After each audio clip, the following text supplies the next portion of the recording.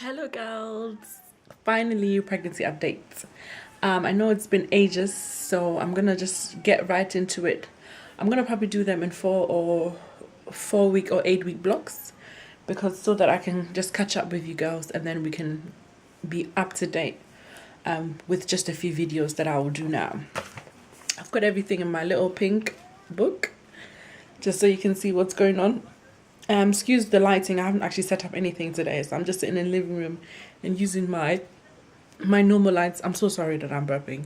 My normal lights to just film everything because I thought today I feel good. I might as well just do it quickly.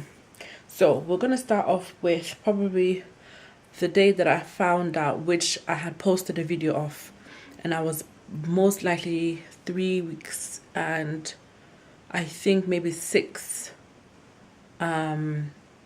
weeks pregnant.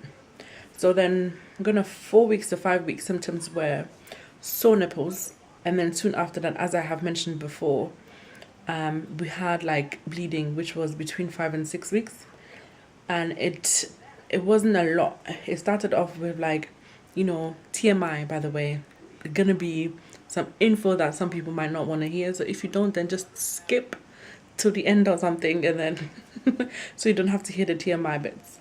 So I had this child with bleed. It started off as bleeding, and then it turned into like brownish discharge, which was only there when wiping. It wasn't like heavy flow or anything like that. So that was between 5 and 6 weeks, which got me really worried because then obviously clearly with my history and everything, I just thought, oh my gosh, that's just the beginning of a miscarriage. It didn't implant properly, and now I'm just gonna, it's gonna come to an end. So then I spoke to my GP, who then scheduled me to go and have a scan only after 6.5 weeks of pregnancy. Before then, there's nothing much you can see. You'll probably be able to see a sac, but then if there was fetal pole, you won't be able to catch it with the ultrasound. So then I waited until I was about 6 weeks and 5 days pregnant, and then I had my first scan. I remember that day going in. Unfortunately, I didn't have my camera. I didn't even think about getting my camera in, and my phone also doesn't have memory. So then I could maybe record a few seconds, and then it will just tell me my memory is full, and it will cut it off. So at 6 weeks and 5 days, I went in, and I'll probably insert a picture and to let you know, so you can see the actual picture, because I did get a printout of it. And so there was a fetal heartbeat at 135 BPM, and there was a beautiful outline. There was a sac, and then inside the sac was a little fetus, which you were able to see at that point, which made me absolutely happy. The good thing is I was scanned by people that I already know and that I'm familiar with, so they knew when to tell me and what to tell me and not make me wait anxiously for too long. And then we had the onset of morning sickness. When I say morning sickness, it's severe sickness of where I was like, I couldn't even get out of bed. I couldn't drink normal water. It had to be either really icy cold or I had to drink fizzy water. It was horrendous. My poor husband was like, oh my gosh, what will you do, blah, blah. So then we got around drinking fizzy water, which had to be cold. That's the only thing that settled me. Even with that, I had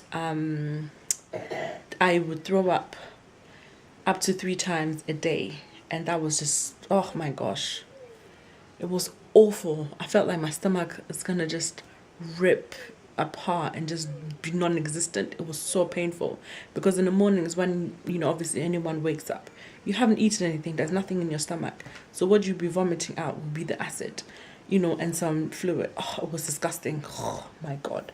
But then obviously I didn't want to complain because obviously all I wanted was a healthy pregnancy and a sibling for my first child. So then therefore I was like, okay, fine, we'll deal with it. And then yes, so that was quite severe. From 7 till 8 weeks, we still had really bad, I still had really bad morning sickness, and then my breasts were heavy, nipples were very sensitive and sore, and I had really bad food aversions.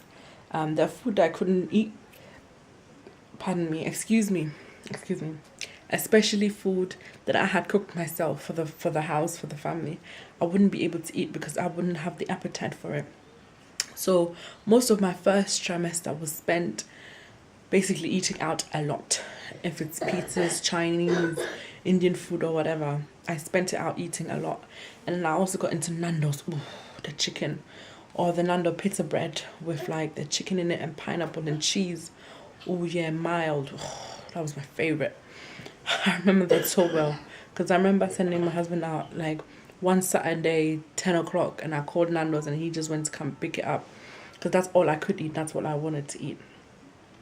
And then between 7 and 8 weeks, basically I had no motivation. All I wanted to do was sleep because I was so fatigued.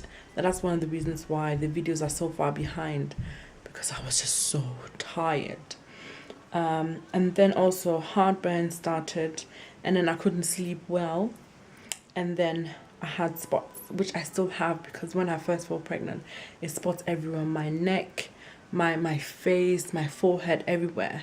Right now I'm obviously wearing a hairstyle where you can't see my forehead and all of that, which is good.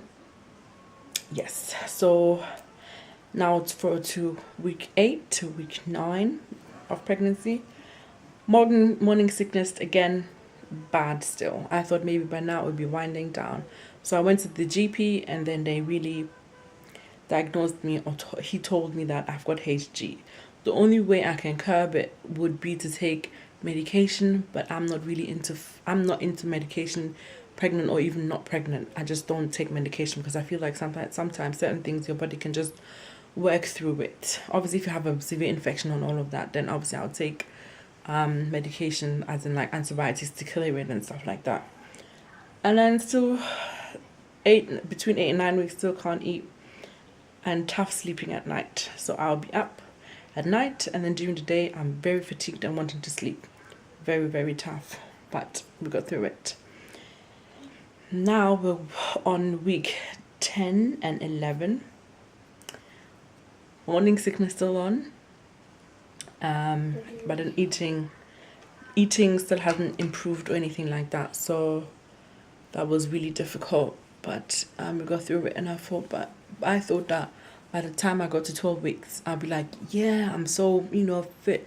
And then you read stuff on Mumnet and stuff like that, where women then feel their best after 3 months of pregnancy and be like, oh yeah, they're on the road of recovery, blah, blah, blah. Not that you're sick when you're pregnant, but, but not me. It was horrible, So that's my photo.